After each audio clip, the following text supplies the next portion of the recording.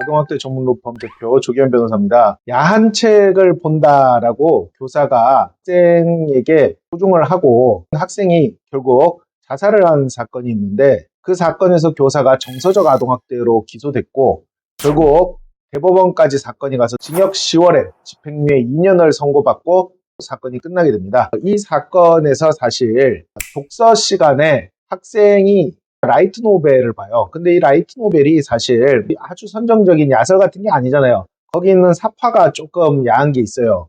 근데 교사가 선정적인 책이라고 얘기하고 그 학생을 조리돌림을 한 거예요. 이 책 봐라, 이 책에 있는 그림을 봐라. 또 교실 앞에서 20분간이나 엎드려 뻗쳐를 시켰습니다. 결국 학생이 모욕감을 못 이겨서 자살을 하고, 교사는 정서적 아동학대로 원래는 징역 10개월 실형을 선고받았습니다.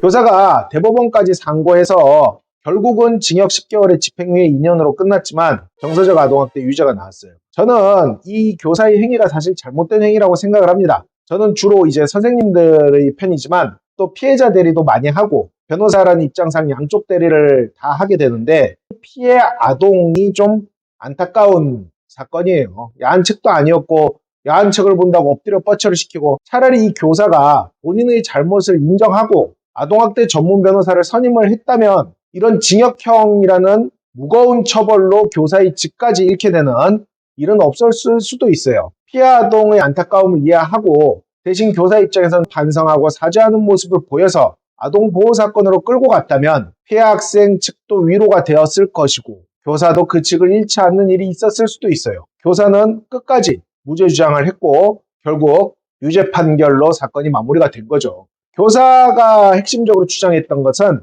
그 피해 아동을 괴롭힐 의도가 아니었다라고 주장한 건데, 아동학대는 고의범이기 때문에 유죄가 나왔을 때 목적이 없으면 처벌 수위가 조금 낮아지는 데 활용이 될 수 있을 뿐이지, 괴롭히려는 의도 목적이 있어야지만 아동학대가 성립하는 게 아닙니다. 아동학대의 고의 여부는 아동학대 전문 변호사의 조력하에 고의가 인정될 수밖에 없는 사안이라면 차라리 보호사건 성취를 목표로 해야 되는 것이고, 고의를 정말로 부인할 수 있는 사건이라면 무죄를 받는 것을 목표로 해야 되는 거예요. 제가 볼 때 이 교사는 아이에 대한 행동도 잘못됐지만 그 뒤에 대응 방향도 잘못된 것으로 보입니다. 아동학대 사건은 피해 아동에게나 혹은 가해자로 지목돼서 수사받는 교사에게나 전문 변호사의 조력이 필요한 사건은 맞습니다.